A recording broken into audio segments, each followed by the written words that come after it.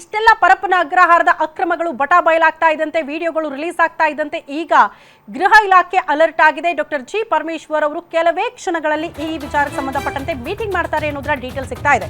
ಜೈಲಿನ ಕರ್ಮಕಾಂಡದ ಬಗ್ಗೆ ಕೆಲವೇ ಕ್ಷಣಗಳಲ್ಲಿ ಹೈ ವೋಲ್ಟೇಜ್ ಮೀಟಿಂಗ್ ಪ್ರಾರಂಭ ಆಗಲಿದೆ. ಹಿರಿಯ ಪೊಲೀಸ್ ಅಧಿಕಾರಿಗಳ ಜೊತೆ ಮೀಟಿಂಗ್ ಮಾಡೋದಕ್ಕೆ ಪರಮೇಶ್ವರ್ ಅವರು ಮುಂದಾಗ್ತಿದ್ದಾರೆ. ಪೊಲೀಸ್ ಅಧಿಕಾರಿಗಳ ಸಭೆ ಕರೆದಿದ್ದಾರಂತೆ ಗೃಹ ಸಚಿವ ಡಾಕ್ಟರ್ ಜಿ ಪರಮೇಶ್ವರ್. ರಾಜ್ಯದಲ್ಲಿ ಚರ್ಚೆ ಆಗ್ತಾ ಇದೆ ಜೈಲಿನ ಅಕ್ರಮಗಳ ಬಗ್ಗೆ. ಜೈಲಲ್ಲಿ ಉಗ್ರ ಸೇರಿ ಕೈದಿಗಳ ಕೈಗೆ ಮೊಬೈಲ್ ಹೆಂಗ್ ಸಿಕ್ತು? ಕೈದಿಗಳಿಗೆ ಮೊಬೈಲ್ ತಂದ್ಕೊಟ್ಟವ್ರು ಯಾರು ಇಷ್ಟೆಲ್ಲ ವ್ಯವಸ್ಥೆ ಮಾಡ್ಕೊಡ್ತಿದ್ದೀರಿ? ಜೈಲಲ್ಲಿ ಎಣ್ಣೆ ಪಾರ್ಟಿ ಮಾಡಿದ್ರು ಕೂಡ ಜೈಲಧಿಕಾರಿ ಸುಮ್ಮನಿದ್ರ ಯಾಕೆ? ಜೈಲಿನ ಕರ್ಮಕಾಂಡದ ಬಗ್ಗೆ ಮಾಹಿತಿಯನ್ನ ಗೃಹ ಸಚಿವ ಡಾಕ್ಟರ್ ಜಿ ಪರಮೇಶ್ವರ್ ಕೆಲವೇ ಕ್ಷಣಗಳಲ್ಲಿ ಸಭೆ ಮೂಲಕ ಪಡೆದುಕೊಳ್ಳಲಿದ್ದಾರೆ ಅನ್ನೋದರ ಡೀಟೇಲ್ ಸಿಗ್ತಾ ಇದೆ. ಗೃಹ ಇಲಾಖೆ ಇದೆಲ್ಲವನ್ನ ಮಾನಿಟರ್ ಮಾಡಬೇಕು. ಅವರಿಗೆ ಜೈಲಿನಲ್ಲಿ ಏನೆಲ್ಲ ಬೆಳವಣಿಗೆ ಆಗ್ತಾ ಇದೆ ಅನ್ನೋದ್ರ ಬಗ್ಗೆ ಮಾಹಿತಿ ಕೊಡಬೇಕು ಜೈಲ್ ಅಧಿಕಾರಿಗಳು.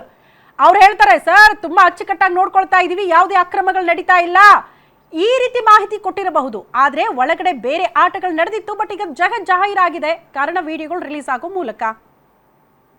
ರಾಜ್ಯದಲ್ಲಿ ಜೈಲುಗಳಲ್ಲಿ ಅನೇಕ ಕಾನೂನು ಬಾಹಿರವಾದಂತಹ ಚಟುವಟಿಕೆಗಳು ನಡೀತಾ ಇದೆ ಅಂತ ಹೇಳಿ ಈಗಾಗಲೇ ತಾವೆಲ್ಲ ವರದಿಯನ್ನು ಮಾಡಿದ್ದೀರಿ.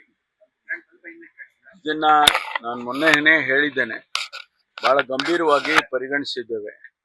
ಸರ್ಕಾರ ಇದನ್ನ ಯಾವುದೇ ಕಾರಣಕ್ಕೂ ಸಹಿಸೋದಿಲ್ಲ ಅನ್ನುವಂಥ ಮಾತನ್ನು ಕೂಡ ನಾನು ಹೇಳಿದ್ದೇನೆ.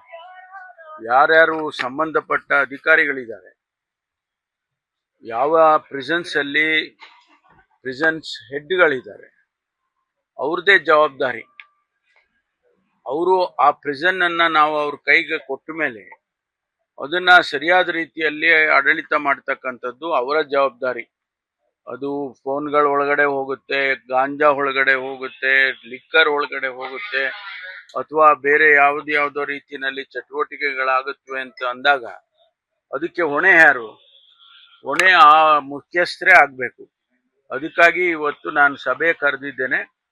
ಸಭೆಯಲ್ಲಿ ಏನು ಅವರೆಲ್ಲ ಮಾಹಿತಿಗಳನ್ನ ಕೊಡ್ತಾರೆ, ನಮಗೆ ಅನೇಕ ಮಾಹಿತಿಗಳು ನಮಗೂ ಕೂಡ ಬಂದಿದ್ದಾವೆ.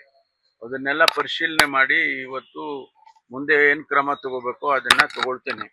ಈಗಾಗಲೇ ಮಾನ್ಯ ಮುಖ್ಯಮಂತ್ರಿಗಳು ಕೂಡ ಸೂಚನೆ ಕೊಟ್ಟಿದ್ದಾರೆ, ಇದನ್ನ ಗಂಭೀರವಾಗಿ ಪರಿಗಣಿಸಬೇಕು, ಸಂಬಂಧಪಟ್ಟ ಅಧಿಕಾರಿಗಳ ಮೇಲೆ ಮುಲಾಜಿಲ್ಲದೆ ಕ್ರಮ ತಗೋಬೇಕು ಅಂತ ಕೂಡ ಅವರು ಹೇಳಿದ್ದಾರೆ.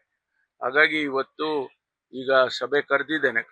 ಸಭೆ ನಂತರ ನಾನು ನಿಮ್ಮನ್ನು ಮಾತಾಡ್ತೀನಿ.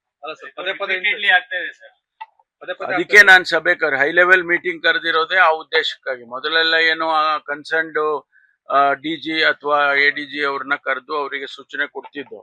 ಇವತ್ತು ನಾನು ಎಲ್ಲ ಸೂಪರ್ಡೆಂಟ್ಸ್ ಅನ್ನು ಕರೆಸಿದ್ದೇನೆ.